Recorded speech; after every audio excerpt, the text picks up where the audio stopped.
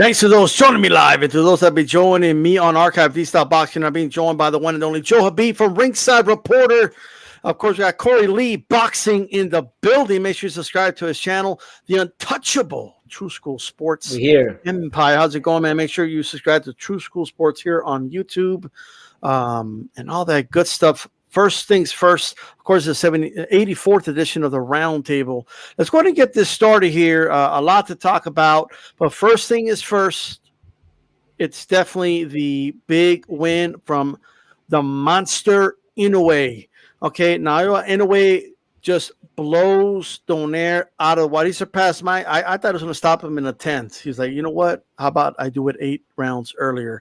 Joe B, what do you think of his performance, brother? Oh my God, it was jaw dropping. I thought the fight was going to go the distance. To be honest with you, I was going to bet the over, but forget about it. I actually did a live cast for the fight, and I was excited. I was like, this is going to be a great fight. And poor Nonito Donaire, man, he just got caught, and it was over, man. It was over. And you know what's crazy is Inoue was laying back a little bit, and he was playing the counterpunch role. And I thought he would be the aggressor, and I thought Donaire would be the counterpuncher. I thought Donaire would be a little more cagey and crafty in this fight. But it's crazy too because we talked to Rachel, Corey, remember? And Rachel said that, you know, if Nonito fights smart and doesn't get too aggressive, then he's going to have a good performance. But if he gets too aggressive, he can get in trouble. And he seemed to try to get off to too fast of a start, it looked like. And, you know, he just ran into a big right hand, and that was all she wrote. He never recovered from it. Yeah. Absolutely. What you think, Corey Lee? Yeah, man. So how's everybody doing today, man? It's Corey Lee Boxing. But yeah, Shout man, out.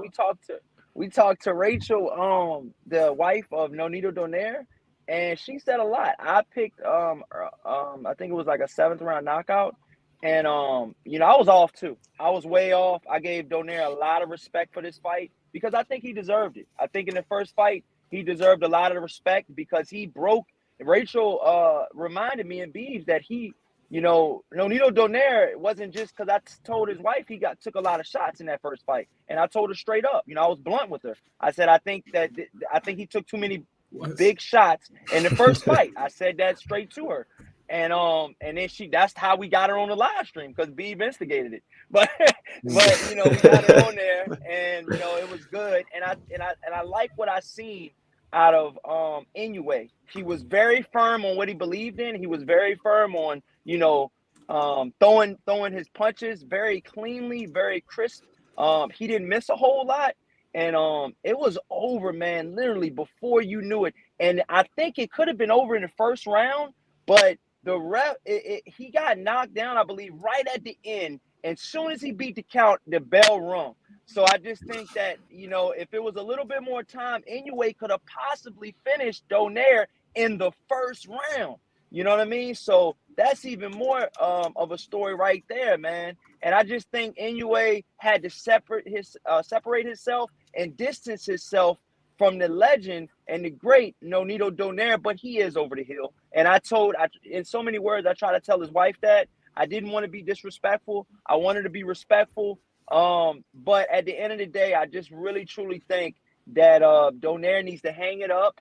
And I think that I think Inoue had an excellent performance. I give him an A+. And yeah, man. All right, man. True School Sports. What do you think of his performance, brother? I thought it was great, but I'm gonna respectfully disagree with Corey Lee. I don't think Donaire was over the. I don't think he was over the hill. You can't say he was over the hill when he just beat Dubois and Gabayo, one young undefeated champion and another young undefeated contender. He got them both out of there with before the 6th round. So I think it's easy to say that after the fact, but maybe you were saying it before, but very few were saying that he was over the hill before. That's why we had Donaire going 8, 9, 10 rounds before getting stopped. And the monster, look, I remember when he fought Donaire the first time, I made a video and I said that I think this guy might be the best fighter in the world as far as his skills go. And I got crucified for everybody was flaming me because Canelo had just beaten Kovalev and all this stuff. But it seems like people are coming around now to the monster and they're looking at him as one of the dominant guys below 126. So I thought it was a great performance, and he has that thing about him, like that wow factor. You know, there's some guys in boxing that win, but they don't have that wow factor. He got the wow factor, so it was great to see. Well, look, first of all, I did feel I was confident Inoue was going to win, but I felt like it was going to be a little bit of a tougher fight than that. That wasn't even a fight. That was just an utter destruction.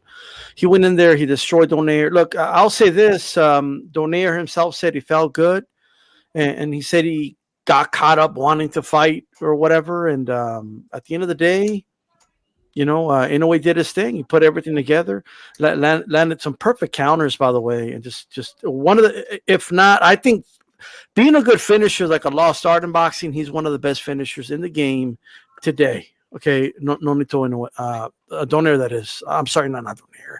Inoue is, all right? But here's what I want to get at. Can anyone at 118 or under beat Donaire? Is anybody at 115 that can move up? Is there anybody on this planet from 118 sub that saw with Trusco Sports, anybody that could beat this guy? Donaire? No, I'm sorry. Inoue. Did I say Donaire? I apologize. Inoue. I mean, the only guy that I think, I mean, it's crazy to say now because he's kind of past it, but I still want to see the Cholatito fight. I'm a big Cholatito fan, so I think now with the way he's settled into 115, he's gotten bigger over the years. I think he would transition to 118 a lot more easier now if they would have fought years ago. That's probably the only guy I would give somewhat of a chance. But even him, as much as I like Cholatito, I think Inoue is just in his prime right now. You know, the mental abilities and the physical abilities are meeting up at its highest point. That's your prime. You know, he's there right now. So to be honest, no, not really. No, I don't think so. Go ahead, Beeb. What do you got in mind? You know, my man, Rungvisai, baby. He got over those women. With the women problems. He's a new man right now. He's back, baby. The same guy. The guy that knocked out Chocolatito, baby. Oh man, this guy, man, he eats rats. You know he's about it if he can eat rats. The Rat King. He eats rats with a smile on his face. That's right. It's like one song, like I saw the light. But he's a very He's a very durable, aggressive, fast-paced guy, and he's awkward, and he can punch. But he ain't going to beat Bam. How's he going to beat anyway? He got to get through Bam. We can't even talk about it. No, he got to get through Bam. I know. But see, Bam's is a bad style matchup for Rungvisai. But I think friggin' Inoue, they match up very well together. They should have been fought at 115, but Inoue somehow got out of 115 without fighting any of the name guys. Yeah, it's crazy. What's up, Corey? Anybody can beat him? 118. Oh yeah. So this is what I've been thinking, man. Like Beebs know, I've been calling in the Ringside Reporter for 5-6 years now. I was one of the first guests on there, I think, to say something about Inoue 5 years ago. And so I've been watching Inoue for so long and him move up all of these divisions. And I'm very proud of him, but there is a new crop of talent coming in, and they're American fighters. They're American fighters, and they're small and they're very powerful. And one of them, which I think is a very good underrated fighter that I think can put on his talents very soon, and a lot of world will see, is one of Gary Russell's brothers. Gary Antoine Russell is fighting at 118. He is a very good undefeated fighter. Okay. And I think that, you know, he can possibly, you know, he can challenge Inoue, you know, on some of the things. I know y'all got something to say about that, but and then another guy at 118. There's two guys at 118 out that came to mind. You know, Gary Russell's brother was one of them, and then the second one was I can't remember his name right off the top, man. You know, but 118 is a division that, you know, is kind of a tweener. Some guys go to 122. And a lot of the 118 guys, I feel like Inoue might be chasing to go to 122. You know, they're already at 122, or they moved up, or they're thinking about moving up. So it's kind of 118. I feel like they don't have the big names at 118, like some of the other divisions. But I feel like once he goes to 122, if his body can handle 122, I feel like those going to be a lot more, you know, quote unquote pay-per-view type of fights. And I don't know if any of them will be pay-per-view status, but they're more names at 122, I would say. Yeah. Corey, I think you meant Gary Antonio Russell because Gary Antonio Russell's the 140 pounder. 118, 118. They're all named Gary Russell. Yeah, I know. It's hard to keep them in order. And shout out to the Gary Russell. Actually, a fun fact, you guys. My very first interview in 2018 was the 118-pound Gary Russell Jr. So he was my very first interview ever. So, I always remember him. I always, think about, I seen him climbing up in the ranks, and he's still undefeated, you guys. He's knocking on the door right now. But Corey, so I noticed you did something. You said, I think he has a shot, but do you think he'll win? Do you think he beats Inoue? And that's a good question. I mean, the more I think about it, man, he's going to always be in shape. The Gary Russells are going to always be in shape, And I just think that, I would favor Inoue maybe 65-35, but I could possibly, I wouldn't be surprised if he won. I wouldn't be shocked like everybody else would be. Yeah. I would be like, okay, he's trying his ass off and he's a good fighter. I was at his last fight, Gary Antonio Russell. He fought Santiago on the Fulton Figueroa undercard. Yeah, I remember that fight. Stephen Fulton too. I'm sorry, that was another name I wanted to throw out there. But D-Style said 118 and under because Fulton's 122. Yeah, 122. But I mean, Fulton said he, for the right fight, maybe he could go down. I don't know, but we'll see. Well, we'll see about that one. Speaking, because that's a good segue. Because speaking of going down and speaking of Rachel Donaire, you guys mentioned her earlier. I don't know if she specifically mentioned this to you guys, but they were already talking about going to 115. I have no idea how Nonito Donaire can make 115, but if he can, he can. But is that a good idea? And do you think he'll do it, Beeb? Horrible idea. I think 118 is knowing them. Yeah, they probably will. They'll try it. They'll try it. It's a horrible move. It's a horrible move. You're gonna weight drain him, and all the fluid from his brain's not gonna be there, and you're gonna make him his punch resistance go down. Don't do that to him, man. He just got beat up by Inoue like that. Like, hang it up, have some dignity, get out while you can. What do you have? Some tea? You know what I mean? I don't know. Yeah, get some of that Oscar Valdez flat tummy tea. Hey, Corey, are they going to try it? Because they're serious. Like, she wants her husband to be like a legitimate champion in 115 to add to the legacy, And I don't want anybody to take this the wrong way, man, because I have a lot of love for Rachel Donaire and Nonito Donaire. He's got an awesome legacy. I wish him nothing but the best. But like I said, and I'll say it again, I think he's towards the end. 39 years old, being in numerous wars. Why the fuck do this to this guy, man? He has to have a life after boxing. He's already a Hall of Famer, yeah.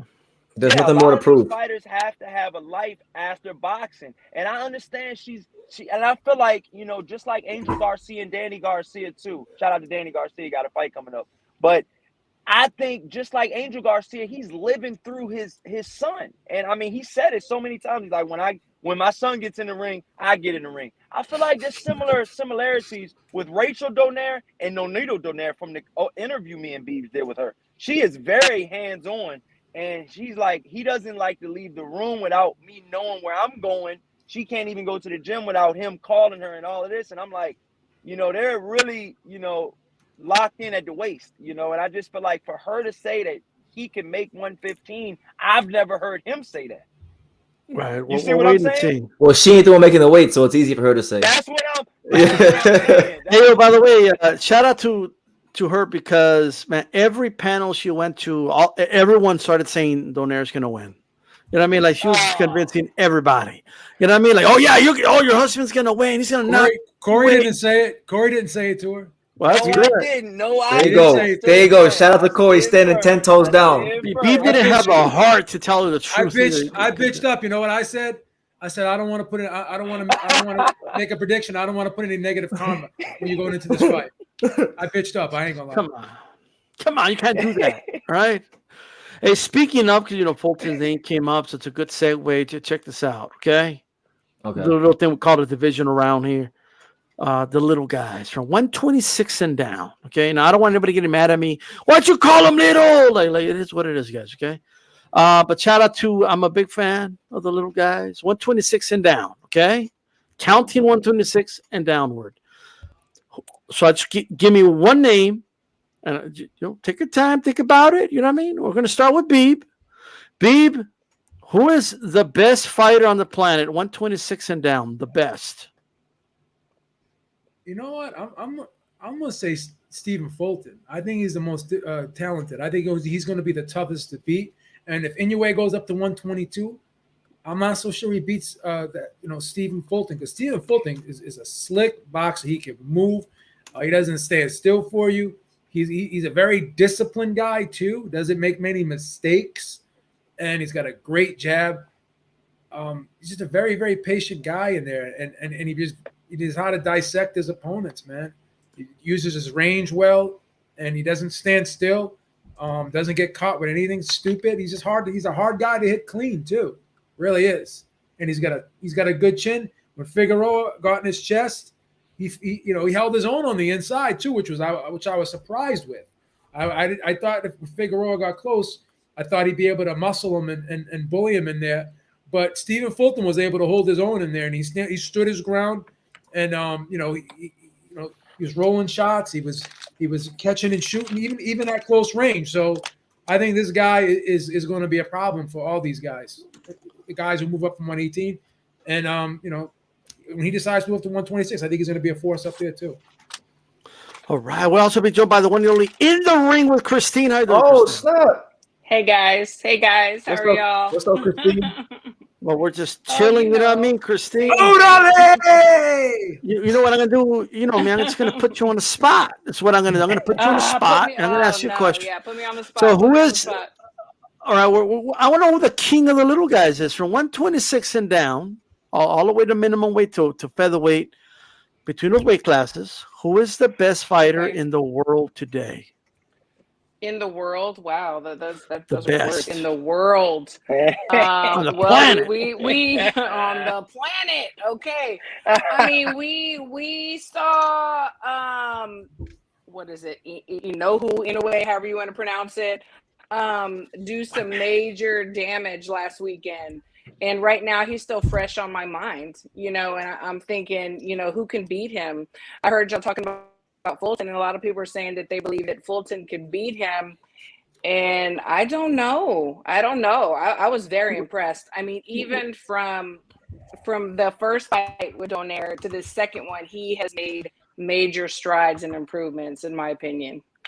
So who do you got? You got to give me one name. You got to pick one name. Oh, see, that's not right.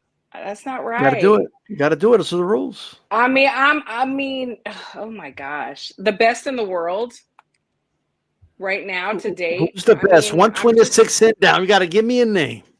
One name. Okay, I'm gonna give you Inoue's name. I'm gonna do that. All right. True School Sports. From minimum weight all the way to featherweight, who's the best in the planet, man? Who's the king of the little guys? All right. So before I answer the question, is it right now at this present moment, or like is it the whole career, or like? I mean, as long as they're active fighters. All right. Well, if we're including accomplishments in career and then being active, Roman Gonzalez is the best fighter out of that bunch. He's 34 years old, still fighting at the elite level. You don't see guys fight top guys at that age. Normally by 32, 31, these guys are finished. They're done. They're already vacationing in Miami somewhere. They're ancient, right? They're ancient. Yeah. He's 34 years old. He gets beat up on Julio Cesar Martinez like it was nothing. I know he's a smaller guy, came up, but still, I would say for my money, Latito, he's still challenging himself at 34 years old. And on top of that, he's the guy that paved the way for these guys. Boxing fans wouldn't even care about most of these guys if it wasn't for Roman Gonzalez. He paved the way. Okay, all right. The real TBE. Okay. Hey, Calix, we're doing a division around here. The first question is, so we're going to put you on the spot. Of the little guys, from minimum weight all the way to featherweight, that's the cap. Who's the best fighter right now? Right now? I'd love to roll with Chocolatito, but you could do right now, or you could do it however you want to do it, but it has to be an active fighter. We're going from minimum weight to featherweight, right? Yes, sir. I got to go with Inoue, because he is currently my pound for pound king. But let me say, I just dropped my top 12 pound for pound right there on calixboxing.com. And Chocolatito is still number 8 on my list. The reason he's still number 8 on my list is because I had him beating Gallo Estrada in his last fight.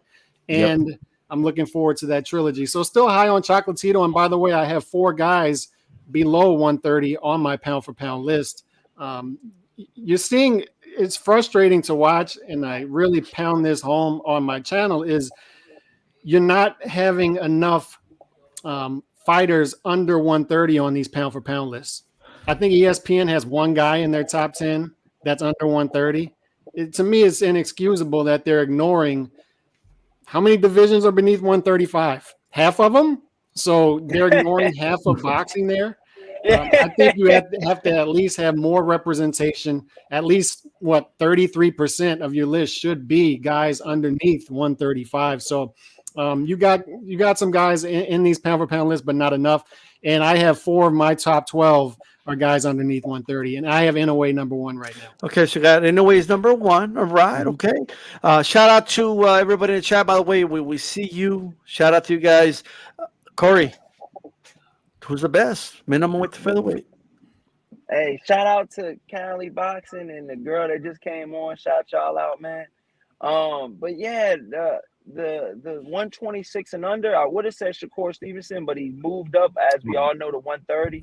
But I gotta say, man, I really gotta say Inoue, because the reason why I gotta say Inoue is because he's moved up already 3 or 4 divisions, and he's done everything that you could ask of a fighter to do at this point in his career. He's had 1 small hiccup, but he still won against Nonito Donaire, and he just put Nonito Donaire. I feel like he retired him. I feel like Nonito Donaire needs to retire after this, and but I'm not in his camp. I'm not Rachel. I'm not there, so I just feel like shots to Rachel they gotta make that decision. They gotta talk, and they gotta make that decision. But some of the guys on the panel think he should keep going. My personal opinion is I think he should retire. I think True School. No, I didn't say. No, I never said that. I said he should get out while he can. Oh, you did? Yeah, I made that abundantly clear. Oh, okay. Don't start slandering people. Don't start slandering. What's going on over here? Is everybody in agreement? Stay in your lane tonight, will you? That Donaire should retire or no? I think he should retire. Probably, but let's let me say this. All right. So first of all, in my opinion, in all of those weight class, there's a lot of honorable mentions, and it's a lot closer than people think. I'm going to have to go with Gallo Estrada. I think he's the best fighter from minimum weight all the way to 126. He's not respected pound for pound. Yeah, I get it. The Chocolatito fans say he won. I thought the fight could have gone either way. If anybody got robbed, it was him in the first fight with Roman Gonzalez. Okay, so that's not here nor there. But what I do know is that he has wins over Rungazai, the Rat King, right? He's got one of the best resumes out there, and he's fought the who's who. And I'm telling you right now, you better keep that young King Ban Rodriguez away from him right now. It's my opinion. All right. But I think he is the best pound for pound, minimum weight to featherweight. I'm going to say him. Okay. That's what I'm going to roll with. Now we're going to go again. Beeb, who's the most exciting in those? That's easy. That's easy. Inoue, of course. I don't know if it's as easy as you say it is, but okay. That's easy. That guy is. Yeah, I'm on the edge of my seat when I see that guy. I'm like this when he's fighting. All right. Hey, Corey Lee, who's the most exciting from minimum weight to featherweight? The most exciting, you got to say Inoue. The knockouts, man. The knockouts. We love knockouts. We love knockouts. And he's the only guy from 126 and under that I know of, other than Chocolatito, that that goes for that knockout. And Estrada as well. I mean, Estrada is very good. And Rang Vasai, the guy that beat Chocolatito, he is a very powerful puncher. But I think when you all say all of these guys and you put all of these guys in the room, I think Inoue sets himself apart from the rest. And I think him and his dad has a special connection, because if you guys think about it, Inoue's brother is not as good as him. He's got a brother that's a professional fighter as well. And I just think Inoue has that it factor. He knows when a guy's hurt, and you guys seen in the second fight when he had Donaire hurt in the smells first the round. blood in the water. He jumped on him so quick in that second round. He was ready to go, man. He was ready to go. He was ready to get him out of there. All right, Christine. You don't get paid for overtime. Hey, Christine. Sorry, guys. I don't know what happened. So I'm going to put you in a spot again. You know what I mean? So who's the most exciting fighter for 126 and down? The most exciting. The most exciting. Oh my gosh, the most exciting. I don't want to repeat myself. The most exciting. Can I tell you the most boring? Okay. No. The most exciting. I am a really big fan of Michael Conlan. I know that he may not be the most exciting, but his last fight when he was winning and then he didn't, that was like a very exciting moment. I mean, there's just nobody right now that really just like. Okay. All right, fair enough. Hey, True School, who's the most exciting? 126 and down. All right, so it's easy to say Inoue or Chocolatito, but I'm gonna be a little different. I'm gonna go all the way down to 112, and I'm gonna say Junto Nakatani. I don't know if you guys know Junto Nakatani, but southpaw, volume puncher, got thump in both hands, very comfortable inside that pocket. I like him a lot. I don't think Junto Nakatani gets enough love, so I'm gonna show Junto Nakatani some love, even though it's Inoue or Chocolatito. All right, Calix. Most exciting, Calix. There's so many. There's too many to choose from. D-Style. I want to pick all of them. That's right. Look, these Japanese cats are exciting. Nakatani. Nakatani is a guy that would be up there on my list. Also, Kayaguchi fights tomorrow. He's defending his belt in Mexico tomorrow on DAZN. So keep that in mind as well. He's another fun fighter with the high. So who's your pick? You got one pick. God, I want to pick Chocolatito again. Yeah, me too. But let me go. I didn't want to be biased. I can't go against Inoue. Like Beeb said, I'm like this, like on the edge of my seat when I'm watching them fight. What's with this new generation? Like this whole generation today, like everybody wants medals. You want multiple winners. There's one. Give me one. Who's your one name? Naoya Inoue. I'll go with him. All right. Okay, well, we're gonna give out 3 gold medals now. You know, when there's a sprint nowadays, or what's going on? But check it out. That's how it is. I was about to pick Bam too. A lot of participation trophies in society. I don't know what's going on. Can I say one thing though? Really quick, go ahead. I think a lot of people forget though, man, that you know, I know Lomachenko's at 135, but he's a very small 135. I've been told that Lomachenko can still make 126. So I just really think that maybe we could possibly see him there again. I don't know. That's what they said is softened the blow for his loss. That's what it sounds like to me. But hey, okay, who is the dark horse? Who's the guy that's most overlooked in these divisions? Give me one name, babe. Rais Alim. Okay, I like that. All right, Corey Lee. Who's the most overlooked guy in his weight classes? The 118-pound Gary Russell Jr. All right. Okay. And True School. I'm gonna go with the former WBO super bantamweight champion and the future featherweight champion, Angelo Leo. Won a title. Nobody cared. He's moving up. He's moving up to 126. The crazy thing about Angelo is he's won a world title and he really hasn't even fully put everything together yet. I know how good he is. I seen him in the gym, so I'm gonna go with Angelo. All right. I know Corey don't believe me, but you'll see. Damn. Hey, Calix, no participation trophies. Who's number one? The dark horse. MJ Akhmadaliev. He's got 2 of the belts at 122, and he's got a real shot. I think he's going to beat Ronnie Rios later this month, and he's got a real shot against Fulton, boxer versus puncher. So we'll see how Fulton deals with good fight. Okay. All right, Christine. Who is the dark horse, the most overlooked guy from featherweight down? Dark horse. Most overlooked. I mean, whatever happened to? We don't hear Gary Russell's name anymore. Can you hear me? Yes. Can you hear me? Oh, well, that's what we're doing. You can mention his name. Go ahead. What's up with Gary Russell? Yes, we can hear you. Can you hear me? Yes. What's going on with my internet here?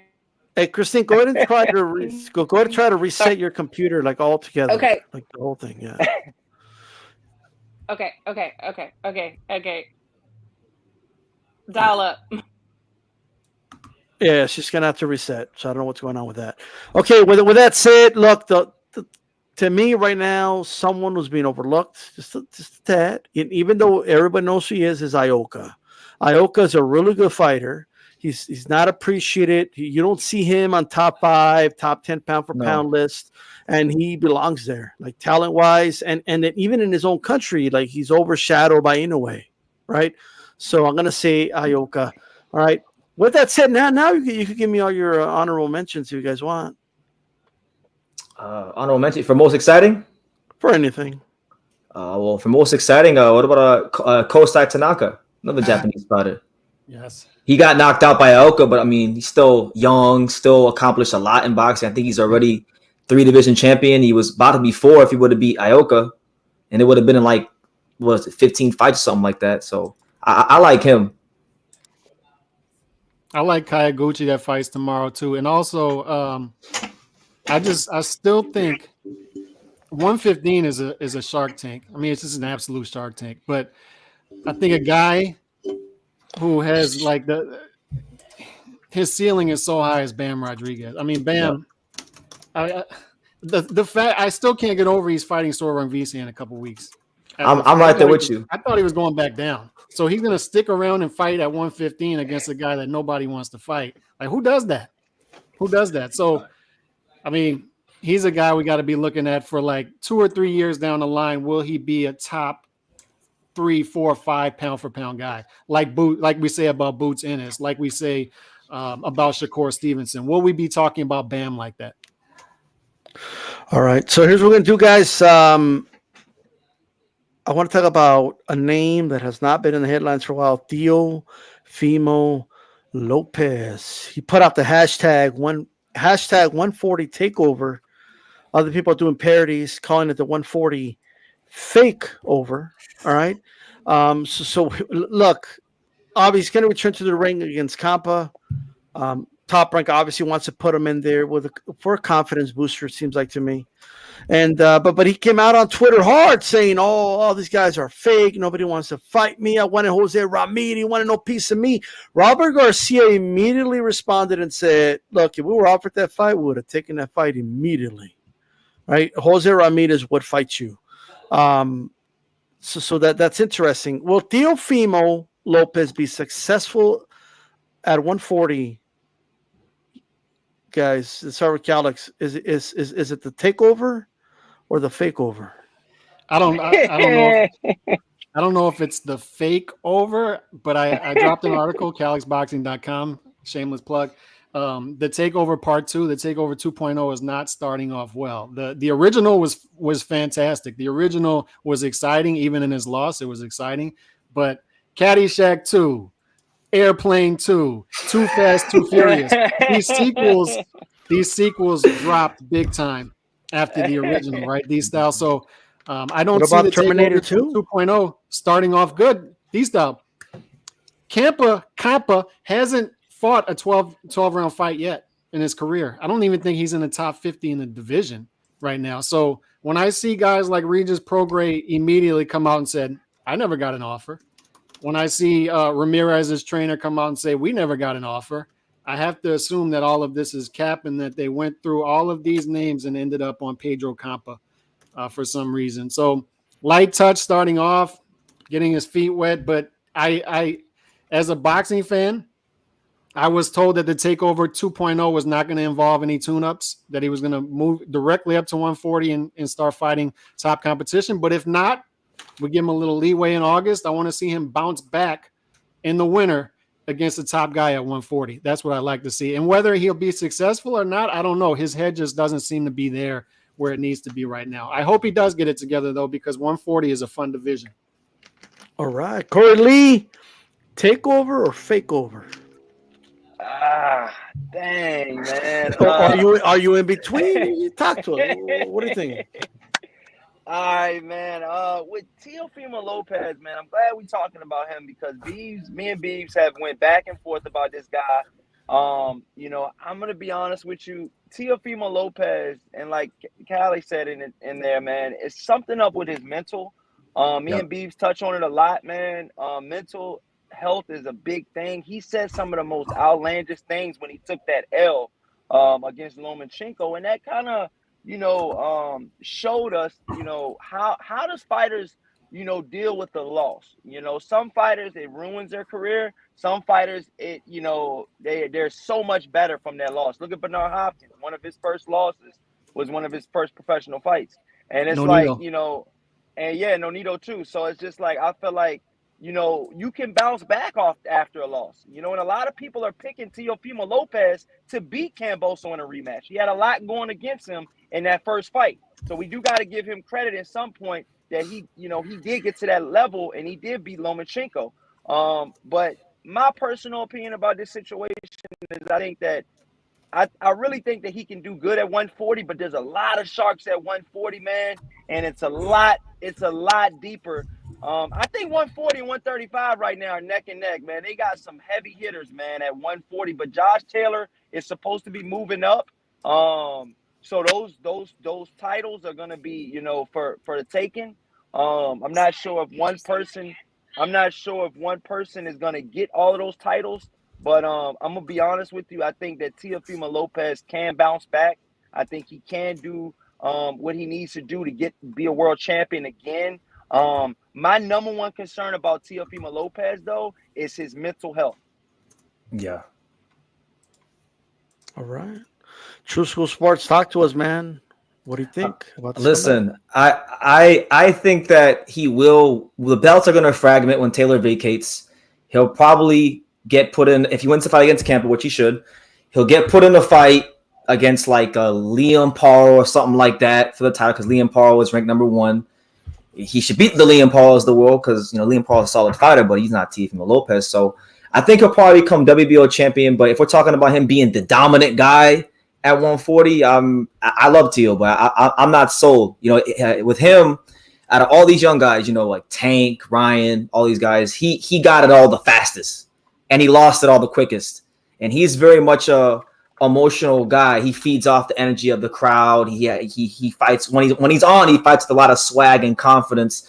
When you beat a guy like that, sometimes guys like that don't come back the same. So I think he wins a world title. But I'm not sold on him being the guy at 140. But I am excited about his career, because I saw him and Jack Catterall going back and forth. Catterall wants to fight him because Catterall can't get the fight with Taylor. So I would like to see that fight, because a lot of people thought Catterall beat Taylor. Hey, that's a good fight, man. Yeah, It's a good fight. Hey, Beeb, what are your thoughts? Takeover or fake over? This guy is not a takeover. He's not a fake over. But I'll tell you what he does need. He needs a complete makeover. there you go. Talk to him, though. Talk to him. Because this guy's got a lot of problems. It tugged at my heartstrings before the Kambosos fight.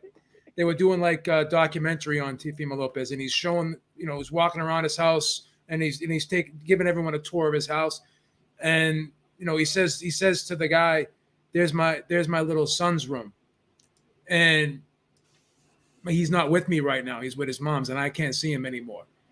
That shit right there weighs on you, and it takes a lot to get over something like that.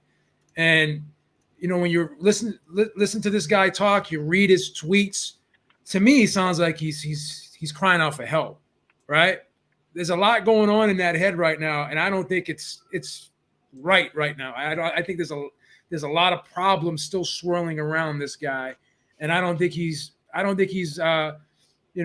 worked any of these issues out yet. And I still think they're plaguing him right now. Also, too, had a broken wrist, so he had some wrist surgery. He had a problem with his right hand as well. He had a foot injury going into the Lomachenko fight. He's had a lot of injuries. The broken esophagus he had too, man. That hole in his esophagus. Has issues with asthma. Then before the Kambosos fight, he's letting a 330-pound man punch him in the chest. Like, who does that? Who does that? So I'm gonna be honest with you. I'm not sure he beats any of those guys like Catterall, Regis Prograis, Josh Taylor, Zepeda. I don't think I would pick him to beat any of those guys right now, because I just don't think he's right. I don't think he's right, and he's injury prone, and He's got a lot of work to do, and I'm gonna say something. It's gonna sound outrageous. He may never be champion ever again. Mm. He may never. That would be horrible. He may not be champion ever again. I think he's got so much problems upstairs right now. I don't think he'll be champion ever again. Ever. It's possible. Life. I don't want to put the Beeb drinks on him. Yeah. That's not what I want to do. That's not what I want to do. But I see a lot of problems. When Taylor vacates and moves up, and these belts go in a vacuum, like he's Dragon Ball. off one of those belts. He's going to pick off one of those belts. What about WBO? He's winning the WBO. Yeah, I think so too. What about Catterall? Why won't Catterall slide into that spot? Yeah, But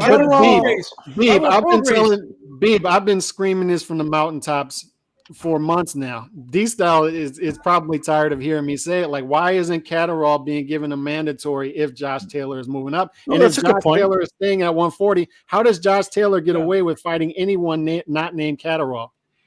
I agree with that point, by the way. Backing. It's your backing, you guys. I think Catterall doesn't have a big, he doesn't have a big, ESPN or top rank behind him to push him like that. So I think if there was another big guy, if there was another big outlet pushing Catterall, like, Showtime or, he would have had that rematch already. I think that rematch would have been already made already. And here's another thing too. Now, he did have the machine behind him, right? He did. But him and his pops don't really get along with the brass over there at Top Rank. So are they going to give him that push again? Mm-hmm. Are they going to give him that push again? Yes. Top Rank. And is Top Rank going to give him that push again? They're giving him a confidence booster, like right out the gate. That's a sign that they want to You know work. what I'm saying? So, I personally, I still think they have things in their camp that they have to work out internally. I think Teofimo is in great need of an experienced, stern coach that will point him in the right direction. That's really what I think, along with the mental health problem. I think he needs that as well for his own boxing career. Because I'm not going to say too much, but like I saw him spar when the Cambosos fight was first scheduled, and then I saw him train a month before they fought, and it was two different camps. Because he wasn't ready. For better or worse? Because The first time it was great. The second time, it wasn't like a proper camp. As soon as he had the issues with his girl, that was the beginning of the end. That too. That was a horrible breakup. Horrible breakup. Because even in the Nakatani fight, that's probably one of the reasons why he looked so bad. All that was going on, I was at that fight live. His son's barely a year old, and he couldn't even see him anymore. Think about that. Think about that. Yeah, look, obviously he's going to have a lot of, there's a lot going on for sure. But if you could focus, look, he just needs to focus on the boxing. Okay. He needs to not let 200-pound men just punch him in the chest for no reason. 330-pound men. Bodybuilders. No, I'm put on a cap, like anything above 200. This is the mountain. This was the mountain, right? That got thrown off a cliff by Gregor Clegane. Right? And he's letting this guy. This guy got stabbed with a poison spear, and he squashed the head of the viper. Remember, he got the viper, and he's just like, you know what I mean? Like a pomegranate. Yeah, that's right. You don't just let somebody. You don't let that guy punch you. Hey, Callis, would you let that guy punch you in the chest for $1,000? No. Come on, you're a big guy. I would need at least probably 100,000 to get punched in the chest by that guy. I'm good. At least 100,000. And Teo's a lot smaller than all of us too, so that's even more crazy. I want to ask the panel question about last week's fights. So everybody's already covered the fights and talked about them, but I just want to ask you a straight up question. And please don't tell me both or I don't know, I can't pick. And that's weak sauce shit, okay? Who had a better performance overall with everything, accounted for? Stephen Fulton or Devin Haney? Calix. Joe Cordina. No, I'm kidding. There you go. No, I mean, we gotta take into consideration the magnitude of the fight. So even though I had Fulton 120, 108 on my card, I think Roman was all comparative rounds. But I got to go with Devin at 23 years old, picking up all the belts in foreign territory. And I mean, this guy's got the world by the balls at 23 years old. I gotta go with Devin. He's got the whole world by the balls. And keep in mind, D-Style, people like the revisionist history. This was close to a toss-up fight by the time the opening bell rang. So don't let people tell you different. Everybody's going to say now, oh, Kambosos is average, all this stuff. This was a toss-up fight, foreign country. He ended up signing, in essence, a 4-fight deal with Top Rank in order to get these belts. So props to him. Gotcha. Hey, Boxing Days, I appreciate the support. D-Style, keeping it real. Shout out to you. Thank you for the support. Corey Lee, who had a better performance? Wow, I'm gonna be honest, man. I like Stephen Ford, and I've interviewed him before he was a world champion. I think he's an awesome talent. He's came a long way. I don't want to take any credit from him. All right, enough with the resume. But I mean, Devin Haney, for him to go out to Australia and to really dominate Kambosos, and some diehard boxing fans, even people on the panel, like Beef, saying that he doesn't even think that Kambosos should do a rematch. You know what I mean? So it's just one of those things, like, when you shut a guy out like that, and he was the undisputed champion, and we thought he was the pinnacle of that division, and you do that to a guy that's at that pinnacle of that division, and you silence him like that in his own backyard, hands down, Devin Haney. All right. True School Sports, who had the better performance? It's definitely Devin Haney. It's not up for discussion for me personally, because I'm not taking it from Fulton, but like everybody thought Fulton was going to beat Rahman. Like, I don't know anybody that picked Rahman. I mean, I heard people say it was going to be a competitive fight, but with Devin and George, I mean, there are a lot of people that was looked at to be a more competitive fight. You look at the fight week going into the fight. Okay, his dad wasn't there till like the 11th hour, so he had to deal with that the whole week. The contract he signed. He had all odds against him. A lot of these fighters run their mouth when they win a big fight and they say, "Oh, it was all odds against me." This was truly against all odds, and to go out there and perform like that. And mind you, Devin's been a guy that's been criticized when he's fought Linares for getting caught, and even against Jojo, letting a smaller guy and Jojo get in his chest at times and make the fight somewhat competitive. He put it all together that night, and he did it on the biggest stage when the lights are the brightest. So you give the credit to that guy. B. Oh yeah. Who had the best performance? Art of deception. Make them believe. Let them think he's undisputed.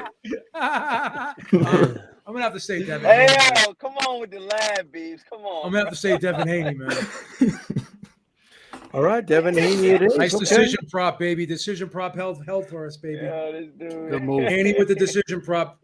Plus 100, man. A lot of good points. A lot of good points that you can't really argue with a lot of those points, to be honest. What I will say though is this: I don't like to punish guys because they're a big favorite. Like it's their fault that they're so much better than like possibly the third best fighter in that division. You know what I mean? Like I just because Daniel Roman gave MJ a really good fight. Yeah, and so putting it in perspective, I honestly believe that like if I ask you guys next year or 2 years from now, Fulton's win's going to age better, because I do think that Kambosos is going to get beat a lot more by a lot of other guys. I really do believe that. I don't think that win's going to age well.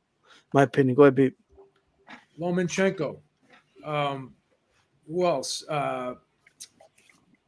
Tank.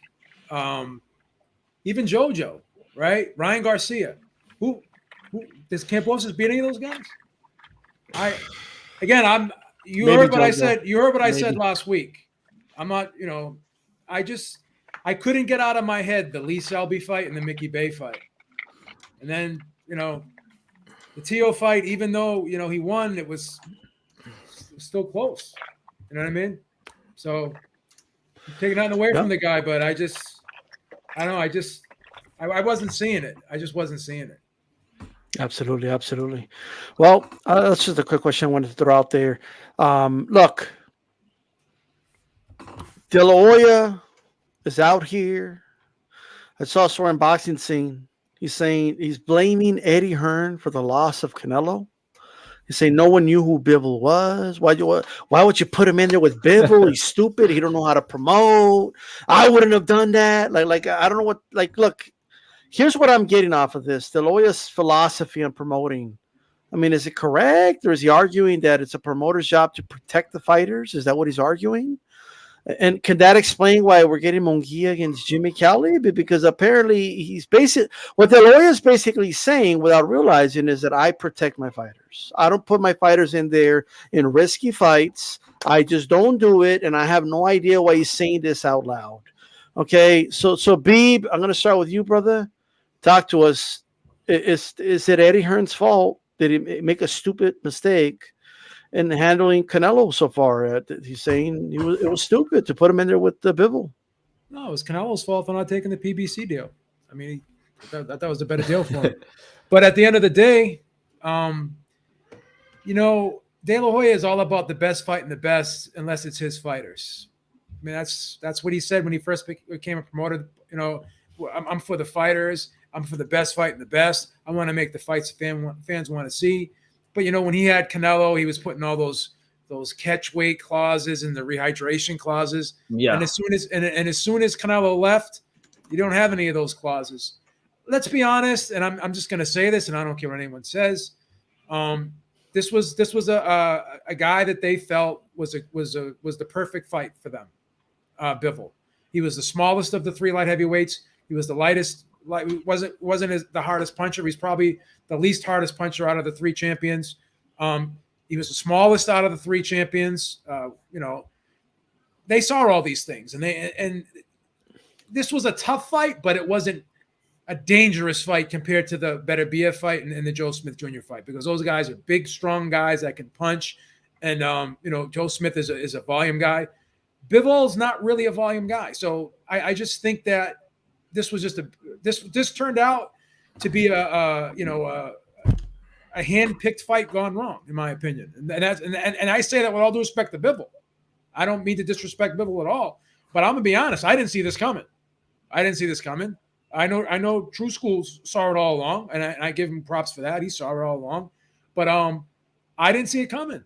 I didn't think Bivol looked great against Greg Richards. I thought in some of his other fights he was a little bit uninspired, but maybe this was the fight he needed to really, get the juices flowing. So no, unmotivated. But is the lawyer's criticism on Eddie Hearn accurate in your opinion? Oh, it's totally sour grapes. What do you think it is? It's totally ridiculous. It is sour grapes. You hit the nail right on the head. Okay, Corey Lee, before you gotta go, give us your take on this, brother. All right, man. Bivol, man. I think I think he did what he had to do. I'm not gonna lie, man. I should have probably looked more into this. This is one of the fights of the whole year that I've been thinking about over and over and over, because I'm not going to say it caught me by surprise, because I definitely thought Bivol, I was like, how is Canelo going to work with this reach and this weight advantage that Bivol has, And it's just like the more and more I thought about it, I'm like, well, Canelo's going to find a way. Canelo's going to find a way. Canelo's going to find a way. But the more and more I think about it, Canelo had so many close decisions leading up into this fight. A lot of people thought he was losing that Kovalev fight, and a lot of people thought he was losing. Well, some people thought he was losing the Plant fight. So if he didn't get those knockouts late, then it could have been a different story, So he did not get that knockout late with the Bivol situation. So I just felt like the writing was on the wall. I just didn't look. I guess a lot of us, maybe all of us, didn't look as closely as we probably should have. But I'm going to be honest. I think the rematch goes the same. That's probably why he's not rematching him right now. I think he's going to try to use some type of advantage going into that rematch. But Canelo definitely said that he wants the rematch. And I don't think it's over yet. I don't think the Bivol-Canelo saga is over. I don't think he can live with himself with that. He can't get that Mayweather rematch, because Mayweather's never going to give him another rematch. So he's got to stay with that one loss. But I don't think this Bivol is over yet. I don't think it's over yet. I don't think it's sitting well with him. And I'm going to be honest with you guys, before I head out, does this Bivol fight linger over Canelo's head in the Triple G fight? He doesn't need any distractions in the Triple G fight. He needs this Triple G fight, with Triple G being older. I mean, to me, it's kind of razor thin still, and I just think that, Canelo, I don't know where his mindset is. I know his mindset's got to be a little off after this, though, man. I know it's got to be a little off.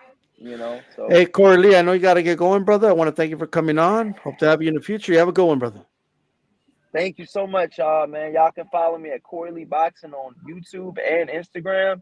And shout out to the whole cast and you know, the round table, man. You guys are great guys, man. And I'll be sure to check out y'all channels as well. Y'all have All a right, great day. Absolutely, Shout out brother. Corey. Peace Shout out out. Corey. Shout out to you, brother. Hey, Chusco, I just want to make sure. So the question is, Oscar De La Hoya made comments about Eddie Hearn, and he's saying Eddie Hearn doesn't know what he's doing. He put him in there with a guy that nobody knows. What are your thoughts on De La Hoya's comments about Eddie Hearn? I think it's just jealousy. I think he's just mad that Canelo's not with him and making him the money. I don't know if you guys agree with this, but like I think ever since the whole like you know, when Golden Boy had like Schaefer and Heyman and all them guys, when they split, I think that's when he got even more protective with the matchmaking. Because you look at like even now, like recently with Zorro, like I'm a boxing nerd, but like I know fighters that are the most obscure fighters in the rankings, but like I had no clue who Dominic Bozell was when Zorro fought him. And so they're really being selective with how they matchmake. I think his criticisms are very off. I think the only reason Bivol got the fight against Canelo in the first place was because he looked pedestrian against Umar Salamov and Craig Richards. If he doesn't look pedestrian in those fights, and let's say he looked like he did against Barrera or Joe Smith Jr., I don't think. Well, we don't got to think. Canelo vacated the belt after he beat Kovalev. Before we could even talk about Bivol in 2019, he vacated the belt when Bivol was looking good in his fights. So it took those performances, and even Eddie Hearn said himself. There's a video of Eddie Hearn telling Bivol and his manager, "Hey, you know, I didn't think you were going to look this good, you know, because you had these performances against these fighters, but I was wrong." So that's why I got the fight. Kalich, what do you think of De La Hoya's comments, brother? It's right here, Cap. There you go, Cap. It's Cap. It is. It's what the young kids call it, Cap. It's just he also said today, D-Style, that he's running for mayor of Las Vegas. He also said that he got 8-figure offer for somebody to buy Golden Boy. So he's just throwing stuff out there for people to post online. Like it's just I don't know what he was doing today. D-Style, I have no idea. Him and Floyd. D-Style, him and Floyd are just all. And by the way, I just found out Floyd's going to fight on the helipad on October 1st. He's really going to fight on the helipad this time. Thank God, finally. So him and Floyd, it's just you take whatever they say with a grain of salt. It's Cap. The frustrating part about it is I quite like some things coming up with Golden Boy. I don't like what they're doing with Mungia with the light touches, but I do like that they're keeping him busy every 2-3 months, at least keeping him out there, getting highlight reel KOs until they finally step up. I agree with what was just said about Zerto, but I like Ryan Garcia. What's going on with him in July with the fight with Fortuna? I think they're going to do Jojo Diaz later in the year after that. So there are some things to like as far as what Golden Boy is doing right now. There are some things to dislike, but as far as the comments, it's all Cap. Do you really think he's going to run for mayor of Las Vegas, D-Style? No, I don't think he's going to run for mayor of Las Vegas. But I don't. Could you imagine like his political rivals with all the material they got? Like, holy shit, bro! Floyd should run against him. That'd be. He's the last guy that needs to run for office for any sort of political. With all the shit he says. Now somebody said, "Oh, he just trolls." Look, man. I really don't. I just think he just says stupid things sometimes. There's people that just say dumb. It's not because they're trolling or they're being sarcastic. Some people just say stupid things. Yeah. And De La Hoya says a lot of stupid things. He just does. And like, why are you publicly saying things like, "Oh, I wanted to put him in there"? No, nobody knows who he is. And well, then what happens, Oscar? Whenever there's a fight proposed for let's say Ryan, and then somebody says, "Hey, you didn't want to put Ryan in the ring with this guy," and then you say, "Oh, that's bullshit. That's not true." Wow, look at how you're talking about this. Like, I think Oscar De La Hoya has an old school philosophy. I think there's a little bit in Mayweather, even as a promoter, there's a little bit in Bob Arum. They don't think about like undisputed the way this is the undisputed era. This is the era where guys want to unify. Inoue wants to become undisputed now. Fulton wants to become undisputed. Shakur wants to become undisputed. That's what's happened. That's the trajectory. That's what the fans want at the moment. And these guys, they have like other ideas. Okay, Oscar De La Hoya just a couple like months ago was talking about how Ryan is bigger than the belts. Oh, he's bigger than the, like. How could he say that as a like? Even if it was true, as a boxing promoter, how do you say that? Like that's a stupid thing to say, right? It's not true. Let me just say that. But even if it was, why would you say? Why would you say? Well, I wouldn't have done. I wouldn't have put him in there with that dangerous dude, especially nobody knows who he is, because you're exposing yourself. Now, let's go ahead and dive into Golden Boy a little bit here, because it's touching on this, right? There's not much to touch on with this fight. And it's a Jaime Mungia versus Jimmy Kelly, a.k.a. Jim Kelly, okay? Dude, like when they said this name, I was like, are they talking about like the quarterback, Jim Kelly? Are they talking about like the martial artist, like the 80-year-old dude? Like who are they talking about? Like Jim Kelly, right? This is awesome. So here's the thing. Here's the thing. When are they going to take off the training wheels off this dude? And why is the lawyer, like, why is Golden Boy protecting Mungia? Hear me out. Mungia's selling point isn't that he's undefeated, the skilled undefeated guy. That's not how you sell Mungia. Mungia is an action fighter. People show up because it's exciting to watch. It doesn't matter if he loses. So why are you protecting him? Why are you putting him in the ring with this dude? Who is this dude? I don't know who this dude is. Oh, I can tell you about Jimmy. I can tell you about Jimmy Kelly and why he got the fight. He got the fight because this is a theory I have, and it's been proven true. My theory was that Golden Boy all along wanted to wait for Demetrius Andrade to move up from 160 to 168, and then fight Kanat Islam for the vacant belt. Because that was a guy that was undefeated. He was ranked really highly for a while. I think he was ranked as high as number 2 at one point. Jimmy Kelly fought Kanat Islam in February on the first ever Pro Box Promotions card, and he outboxed him. So when Jimmy Kelly beat the guy that I thought they wanted to fight, that's why he's getting the fight now. And he's a very safe opponent, textbook British style, not a whole lot of power. It's a fight where Mungia can fight a guy who can box a little bit but doesn't really have the power to hurt him. So let me do this. Let me go to you first. Go ahead. 2 questions. 1, does Jimmy Kelly have a shot? 2nd, when are they going to take the training wheels off of Mungia? Jimmy Kelly will be competitive for maybe 3.5 rounds max, because maybe the style disrupts him and things like that. But it's better than Onito. Yeah, they're not. I don't know. It's hard to gauge when they're going to take the training wheels off, because I actually I interviewed Eric Gomez, the president of Golden Boy, in December at the Zoro Unieski Gonzalez fight, and I asked him, I was like, hey, you guys have been number 1 contender in the WBO forever for Andre. Do you guys want that fight? Is that a fight you guys are looking at? And his response to me was, well, they gotta make us an offer, which is kind of weird, because normally when you're the number 1 contender for a belt, you're normally the one calling out and showing the urgency to want to fight, and they don't really have any urgency to do much of anything. Just protect them, as you say. Okay, Babe. I mean, what are your thoughts on this fight, if any? And second, what's going on? Why are they protecting them so much? Is Golden Boy scared of some of their few fighters losing? Are they their last legs? What's going on? The only thing I know about Kelly too is he got knocked out by Beefy Smith. Yep, that's another fight that he didn't look great in. He also lost 4 Super Bowls. Right? Yeah. He also was an Enter the Dragon. Yeah. Bullshit, Mr. Handman. I think BT made a great point. Ever since he lost all those fighters, he's trying to hold on to the guys he's got left, and that's why he's so protective of them. Then he just lost Canelo too. So I think he probably really does want to sell the company, and if he's going to sell the company, he has to have some viable fighters in the stable to be able to sell the company, or no one's going to want to buy it, right? So I think they're going to maneuver Mungia into like a safe vacant title fight, sort of like they did at 154, right? He had a safe fight at 154.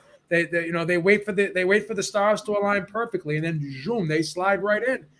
And it's a shame because when you do this to a fighter, that one time when he does step up, he's not going to be ready. And the thing about Mungia is looking better. He does look better at 160.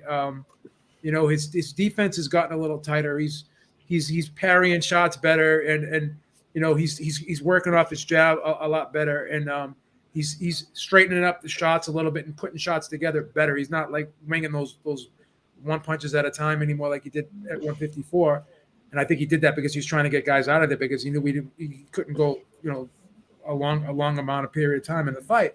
But I don't think they're going to take the training wheels off him. I think they're going to continue to protect him. And I think BT is right again. I think they are going to maneuver him into a vacant title, and he'll become champion that way. He's going to slide in the back door and become a title holder.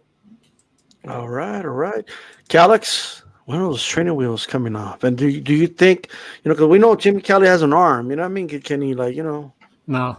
And I was trying to pull up my betting odds because I didn't even look at the, I don't know if Beeb knows the over-under on this fight. I'd be interested in seeing what the over-under is on the fight. They may not even be an over-under in this fight right now.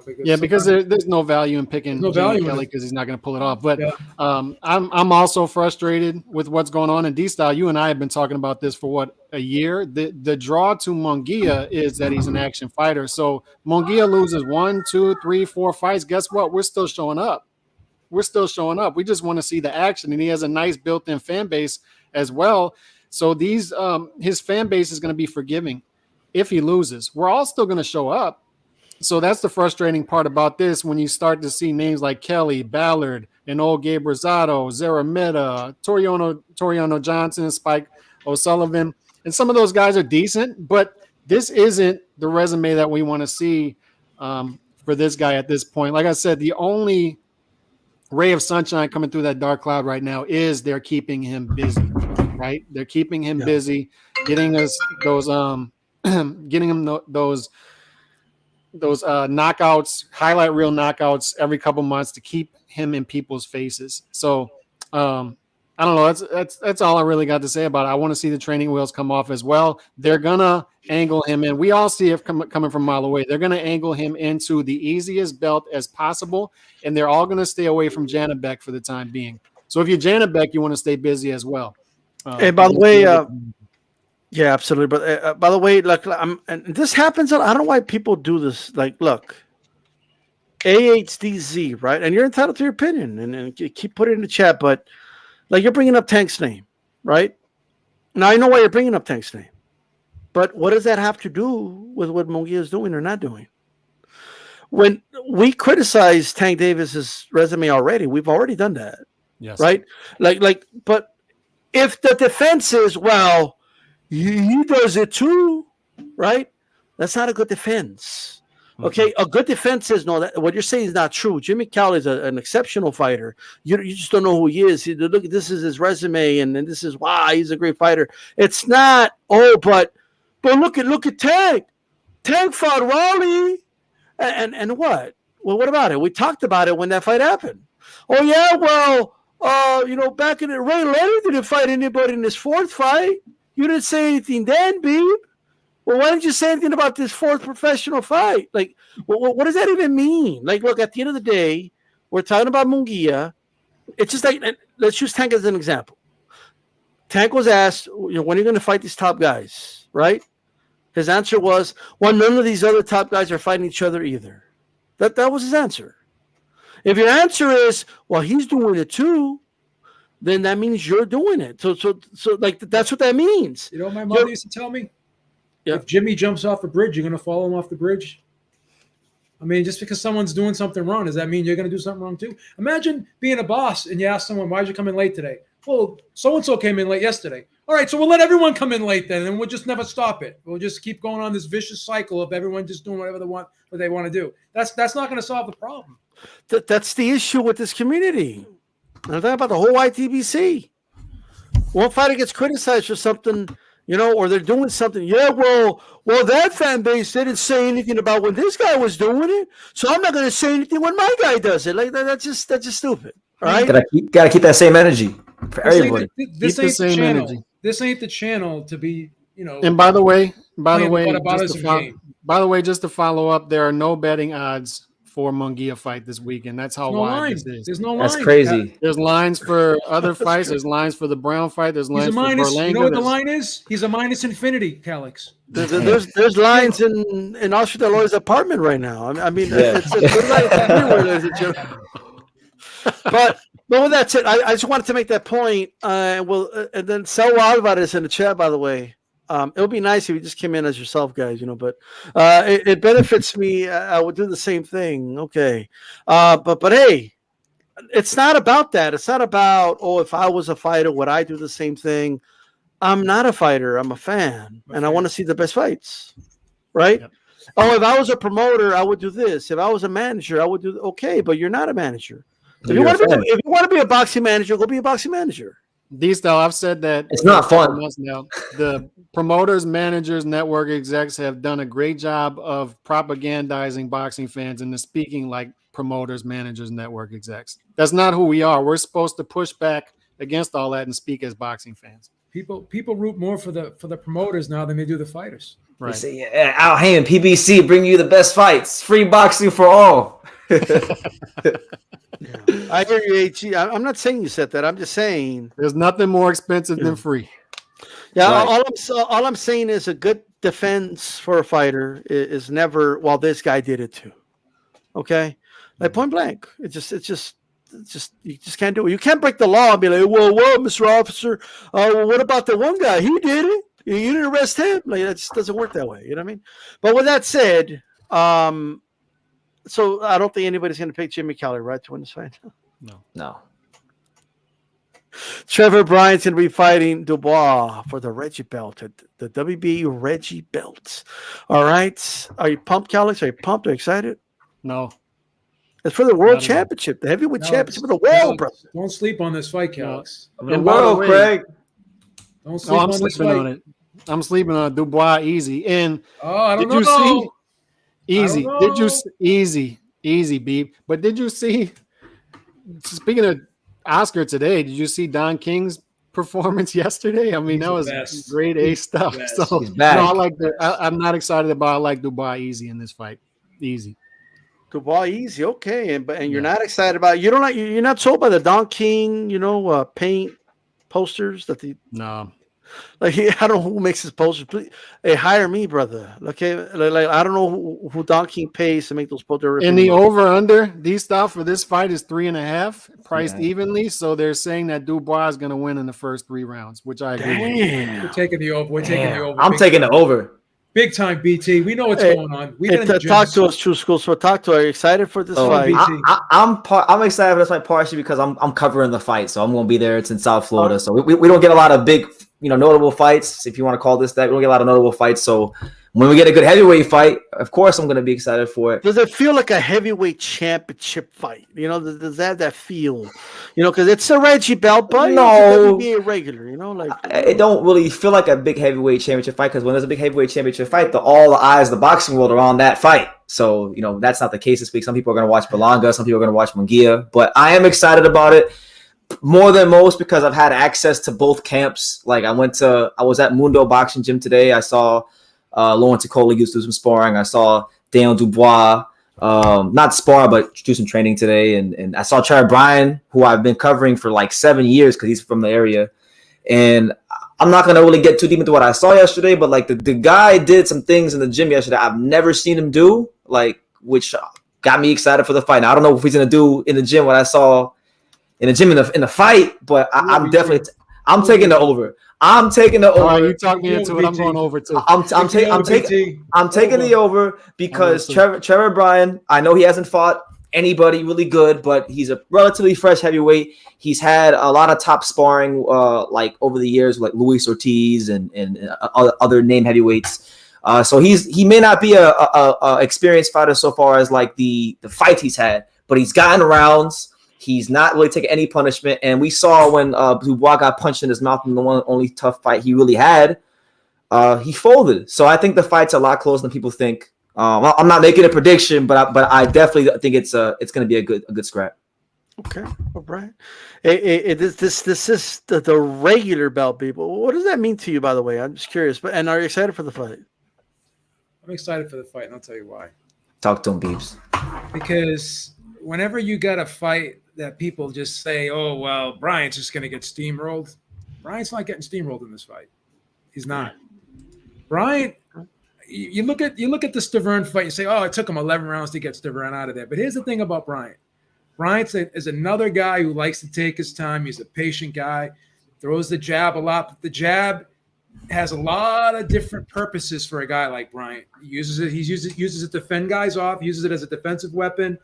Not all the jabs are thrown hard, but he's another one of those guys that just keeps pecking and pecking and pecking just to prevent you from getting off, right? And he's sitting there pecking you, and you got to sit there and block it. He'll throw it to the body, and then every now and then he'll slip a hard one in there.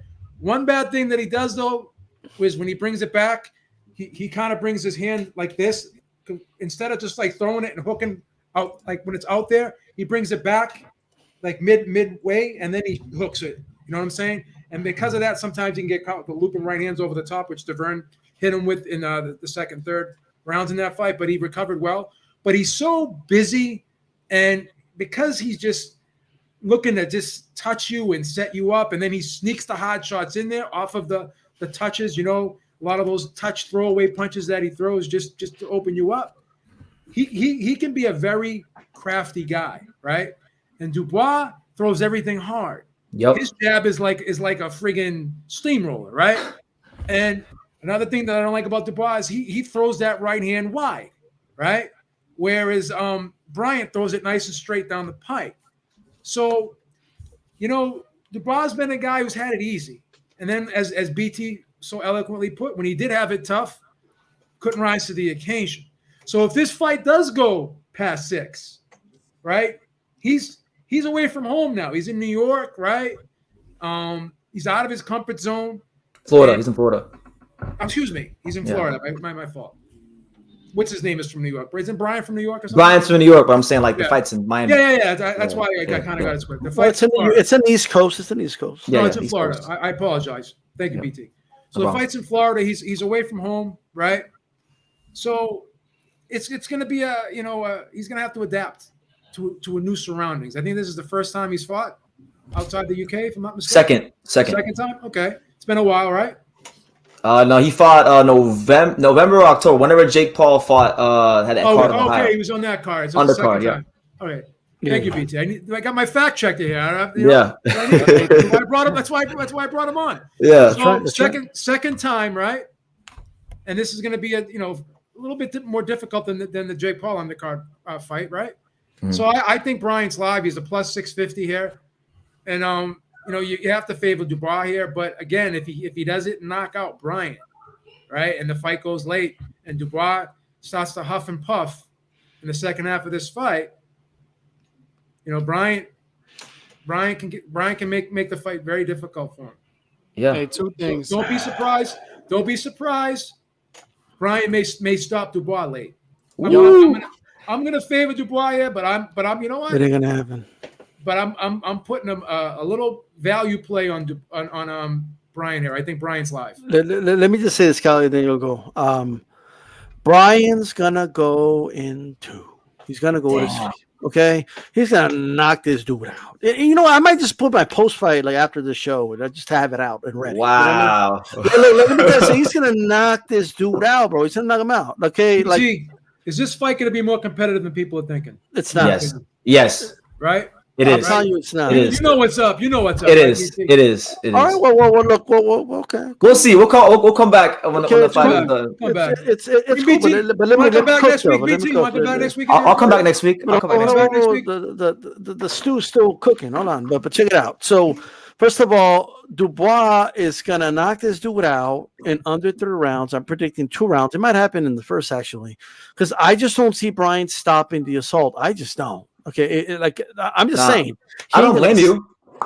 He's gonna get knocked out in under 3 rounds. My prediction is not correct if it doesn't happen under 3. He could knock him out in the 4th. I'll be like, I didn't get it right. Okay, he's taking the over. We're all taking the over. So we're not worried about it. We're not worried about who wins. You should bet the under. Okay, I'm just saying. All right.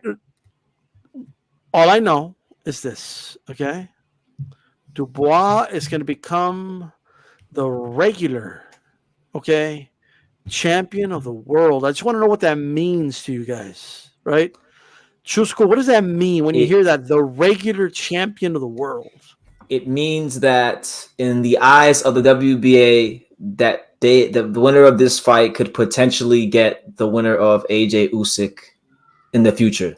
You know, I'm not. That's about it. It don't really mean anything to me as far as like, okay, this guy's a legitimate champion, because they're not. Like Bryan is not a legitimate champion. Dubois won't be the legitimate champion because you need to be one of the top legitimate guys to become a legitimate champion. But it's just a gateway to get the fight you really want under the circumstances you want for the world title that you want. That's all it is. It's a stepping stone. Is it fair to say it's like an NABF belt? Like the modern day, right? It's a glorified NABF belt, yeah. With probably higher sanctioning fees. Challenge. What does that mean to you when you hear the regular champion? What comes to mind? Nothing. I'd rather just hear mandatory is what I'd rather hear. But two things. One, I think they successfully talked me into going over because 3.5 is low. As Mr. Boxing today, eloquent shout out to him in the chat. He knows it's going to come down to if he can survive that early onslaught. If he can, then it starts to get interesting. Then that's why it's priced so low at 3.5. I don't think it's interesting if he survives because he has horrible conditioning. But number two, I'm just noticing that Jonathan Guidry is also on this card. He's from down here in the swamps where I'm from, and he actually fought Trevor Bryan in his last fight. So that has me a little interested in this fight. Right. Nice little heavyweight. Look, babe. You know he was beating the shit out of Joe Joyce, and Joe just kept hitting that fucking eye, and the eye got injured. Like with that hammer fist jab of his. No, but here's the problem. Dubois, it's coming off of what? A first round knockout. What's the other one? A second round? It was like a first, and it was like a second. He hasn't gone rounds. I don't buy the element thing. He had 2 fights. A ring. He's had 2 legitimate fights in his career, and he's 1-1. He beat Nathan Gorman, and he beat or he lost to Joe Joyce. That was a good win. Tyson Fury was sitting there like saying Gorman was going to win. What you think about that, babe? What you think when that happened? He's right to his own opinion. I mean, you can't stop. You can't start taking people down now for opinions. I think it's bad luck. Like for everybody except himself. Imagine like people, ripping up their losing tickets. What are you going to do? You character assassinate those guys? When they're walking out of the casino, he was cheering. Like he was taking shots at people when they lose. Look, he was cheering for in that fight. Lost. Billy Joe Saunders. He was there front row. Listen, if you fought Canelo, I'd be cheering for you too. No, I'd be cheering for you. I would. You'd be a huge underdog. I'd still be cheering for you. Right. All right.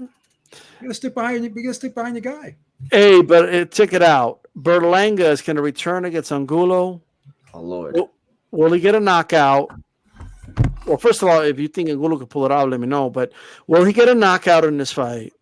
And second, what's next for him? Because the hourglass is running. You know what I mean? So, Calix, start us off. I don't think he's going to get a knockout, and I think this fight's going to get sketchy for him. What? I got to be honest. I haven't been high on Berlanga. He's not been up in competition. He hasn't been looking great, and I think this thing's going to get sketchy for him. And if you look at, once again, I'll point out the odds. Angulo is not a big underdog. I mean, they're giving him a shot here. He's only plus 220. So I think this thing's going to get sketchy for him. The over-under is 8.5. And I'm going over there. I think this thing is going to get sketchy for Berlanga out there in New York. I'm staying away from picking the underdog here, but I'm close. Over. I'm close. Take the over. Hey, Beeb. Let me ask you, Beeb. Do you think he's going to get the knockout? And what do you think it is? Is it a mental thing? Is it just once he stepped him up, he just couldn't do it? Well, what do you think it is? Once again, everything is telegraphed with this guy. I want to disparage him. I mean, anyone that steps in that ring, I respect them all, but I got to compare him to his contemporaries, right? And when I look at a guy like David Morrell, forget about it. This is like night and day, right? Right, BT? I mean, you can't even mention them in the same breath, right? Right. No, you can't. So the thing is this: you got a guy in Angulo who went the distance with Ramirez, right? And he went 10 rounds with David Benavidez, right? Yeah. And he beat Anthony Sims when he was an undefeated prospect. So this is no slouch here. I'm tempted to take the underdog here, but you know what? I'm just gonna make the safe play and just take the over. I'm gonna go with the over. But D-Star, you just said something. Not to cut off, B. You said something. Is it just them taking it easy on him? Was it too much of a step? The fact that we're even discussing that 19 fights in, and I'm gonna sound like a broken record, we can tell pretty much everything about a fighter by how his handlers handle him, and the fact that they're handling him so fragile tells us a lot of what they think of Berlanga. I don't think they know where to go with this guy. It's a bad fight, Calix. Because I think every step up, every guy we talk about in that division that's somewhere in the top 10, I think it's gonna be a tough fight for him. This is a bad fight for him, to be honest with you. This is a fight he's not going to look good in this fight, in my opinion. True School, talk to us, brother. And I'm gonna second what Beef said. I don't think he's gonna look good in this fight. Like Angulo is a guy. I mean, he's not good enough to beat the elites, but he's on. If you're a young talent and you have an off night and you're not the goods like Anthony Sims, you get found out. And I know Angulo is very durable because Angulo trains in my area, and I know fighters who spar him, and everybody says the same thing. Angulo work is serious work. He's very limited as far as his punch selection, but he's going to be right there in his face. He's going to not fall down, but with the first hard shot, he gets hit with it. We've seen in the past with Berlanga, he can get discouraged if you don't fall down immediately because he got used to it so frequently. You know, was it 16 first round knockouts in a row, something like that? So I don't know. I like Berlanga. I would like to see him turn it around. I think Top Rank has the best chance of any promotional company in making him a world champion because they have the best matchmaking in the sport. But man, I'm not gonna lie. I think I'm gonna go with the upset. I'm gonna go with the upset, man. Pull the trigger, BT. Pull the trigger. I'm pulling the trigger. I'm going with the upset. Because hey, we don't want to talk about guns right now. That's true. We can't do that. With everything going on in the country, how dare you bring that up? I'm gonna pick Angulo because I just think the pressure of being the next Puerto Rican boxing superstar and being the next, New York boxing superstar, I think that's a little bit too big for Berlanga, and I think this is the fight where he finally gets found out. Yeah, and Xander Zayas is going to be that guy. And I'll just second this. The reason I love the over here is if you go 10 rounds with Benavidez is the offensive machine, and he went 12 rounds with Zerto. He can take punches. All right, he's going to take punches. Berlanga telegraphs his punches more than those guys do. Yeah, he does. This is going to be a tough fight, man.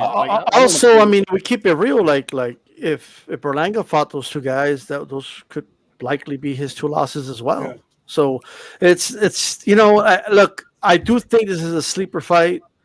I do believe that it's going to go to distance. I just think that it's just, in my opinion, right, Berlanga has been figured out, and he can't make changes to his game for some reason. Can't put the genie back in the bottle, brother. He can't do it. Guys know what to do with them. It's like they have a game plan, and at the very least know how to not have them go the distance. It's because he doesn't throw any feints. He doesn't know what a feint is yet. I'm still waiting for him to throw his first feint in the professional ranks of boxing. He's got to know. Remember what Customato said? People who are born round, they don't die square. Wow. He is who he is. You know what I mean? This may just be who he is, and not everyone can be a blue chipper in this game. I'm not gonna lie though. With all that said, I hope he has a devastating knockout. And me too. Yeah, because he's an exciting fighter, and I want to see a Puerto Rican on top. You know, he's a ticket seller too.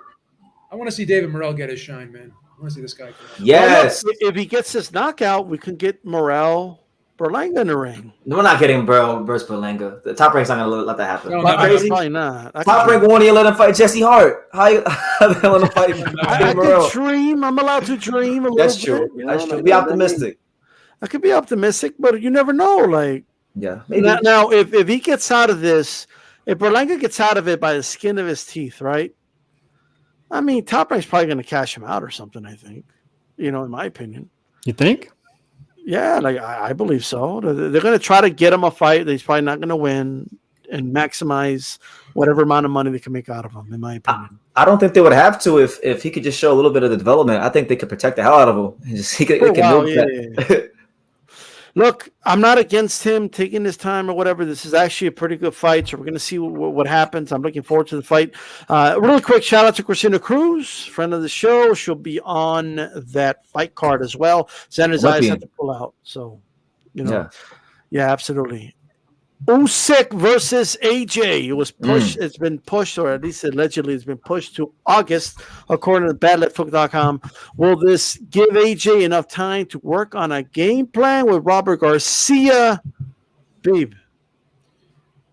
I'm very skeptical that it will. I don't want to be negative here. I want to give AJ every benefit of the doubt, but I don't. We talked about this before too, D-Style. Like Robert Garcia, with all due respect, like he's never really trained a big name heavyweight. He had that guy, the mid-level heavyweight once. I forget Quesada, I forget what his name was. But he's never trained a big name heavyweight. So this is uncharted territory for him.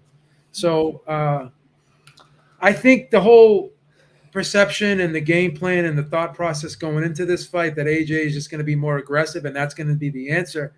I don't know, because Usyk knows how to adapt to aggression. We saw him do that several times in fights. He knows how to adapt. He knows how to make adjustments, right? He knows how to turn you. He knows how to step around you when you come forward. He's got great footwork. He's very quick on his feet as well. So, yeah, I don't see this as being a significant boost for AJ, and I don't think it is enough time, to be perfectly honest with you. I know Ronnie Shields, when he was talking about working with AJ, he said that he would need a lot more time than what was given, and he would have liked to have had, a stay busy fight or an in between fight before going right back into an Usyk rematch. That's why I believe he did not get the assignment. But we'll see. Maybe I'm wrong, but I see this is just how I see it going in. Same question here, True School. Talk to us. Is it going to help him out? Yes, till August. I think the appointment of Robert Garcia for AJ is part of an identity crisis he's going through.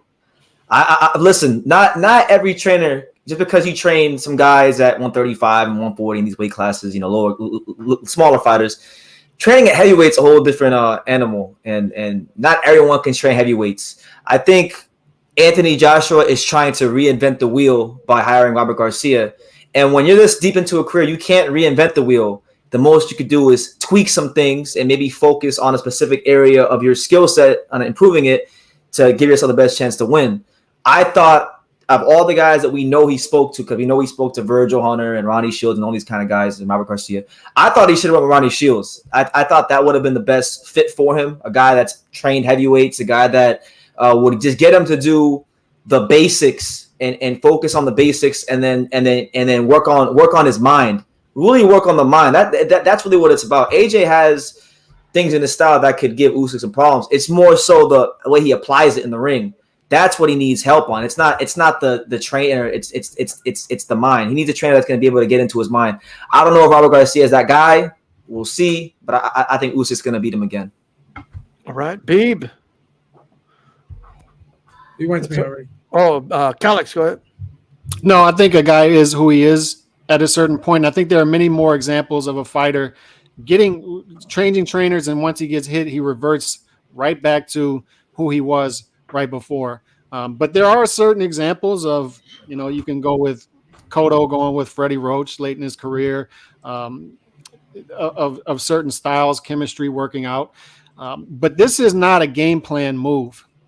And Joshua said it himself. This is a mindset move. He said he went shopping for American trainers to get the dog. He wants one of these trainers to get the dog out of him. This is a mindset move. This isn't a game plan move. So adding time, moving it back from July to August, I don't think it makes much of a difference either way. If anything, I think it makes more of a difference for Usyk, because it looked like he was out of shape with what was going on in Ukraine. He wasn't worried about boxing. So it may give him more time to get in better shape. But either way, I think whatever was going to happen in July is going to happen in August. And I'm pretty certain that what's going to happen in August is what happened last year between these two guys.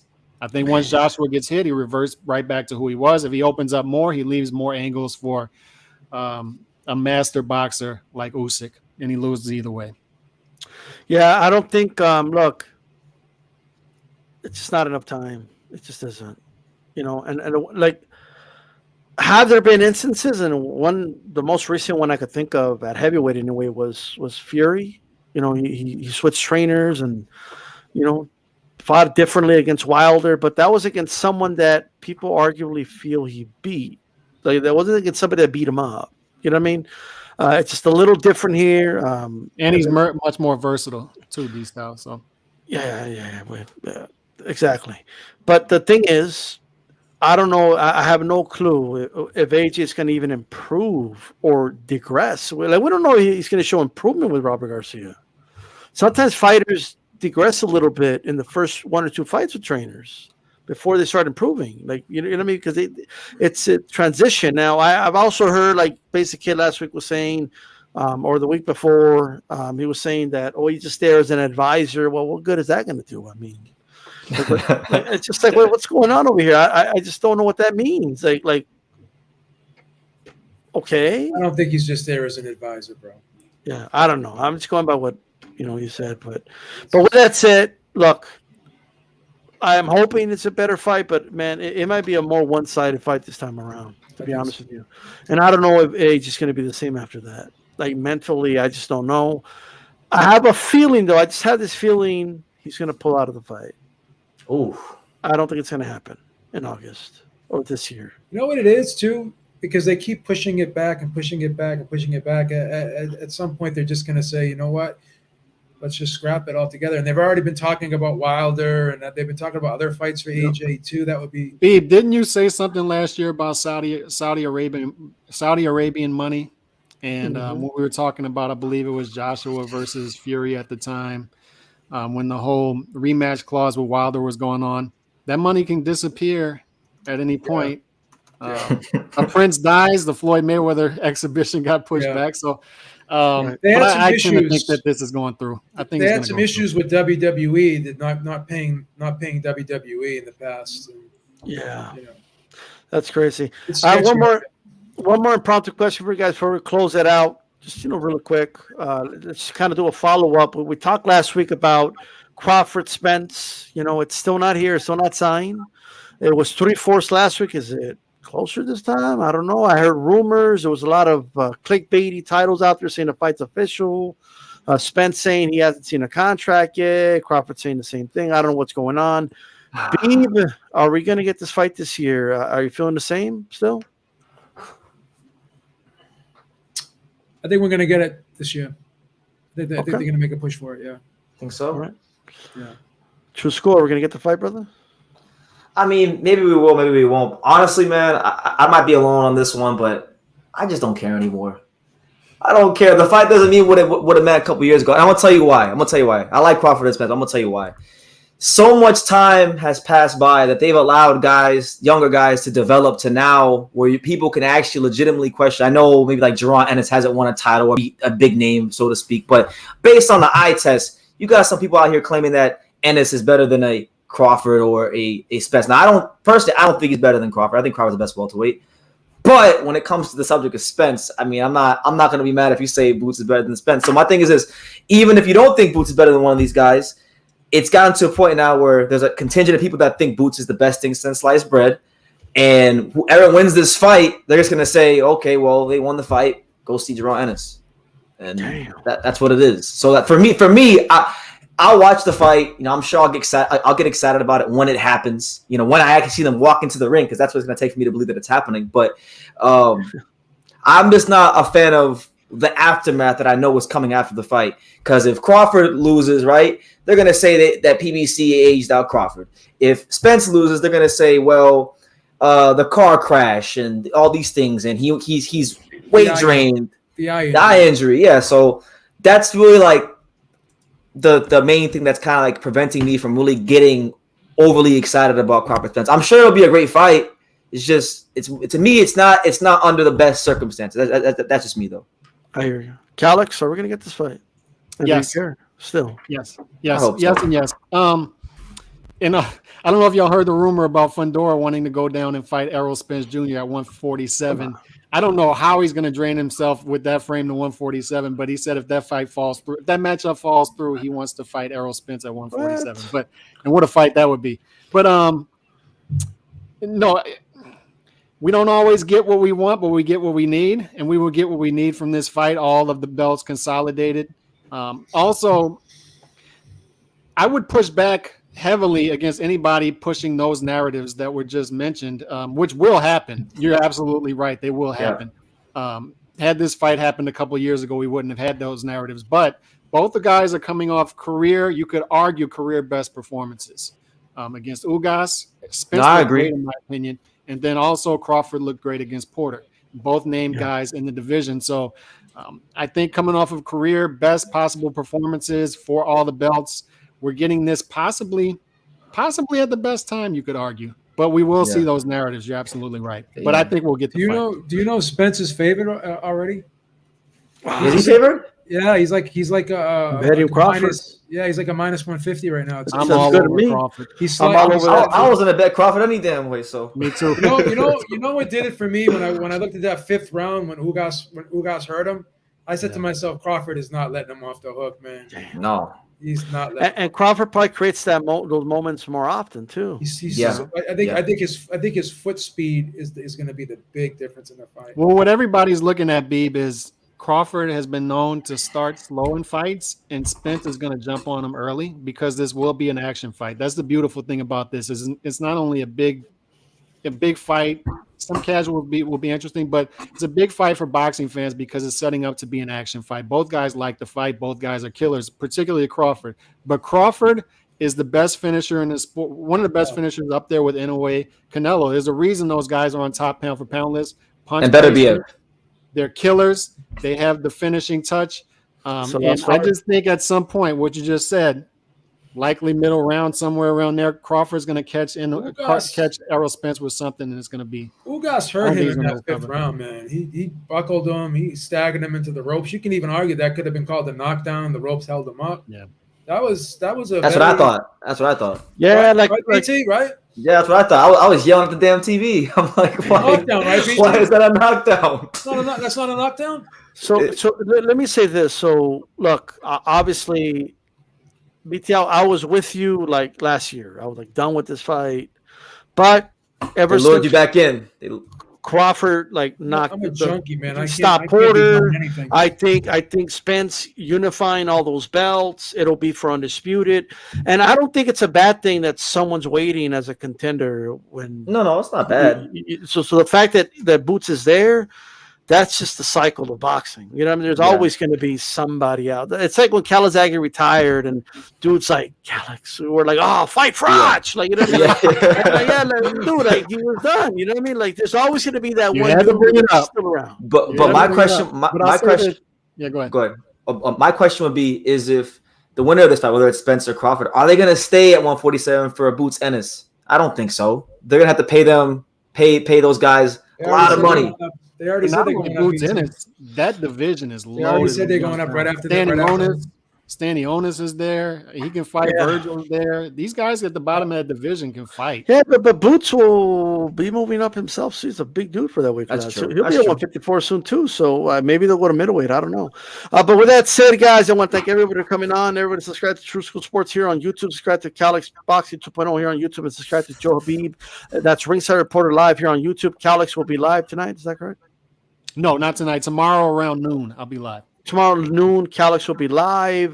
Catch Ringside Reporter on Sunday. Catch us next week on Ringside Reporter here on the Roundtable. This is The Style Boxing. Keep it boxing. We're out of here, guys. BT's going to be in the casino, man, Saturday. Yeah, it's going to be fun. It'll be a lot of fun. Casino, ching. There you go. Ching, ching, ching. We're out. Peace.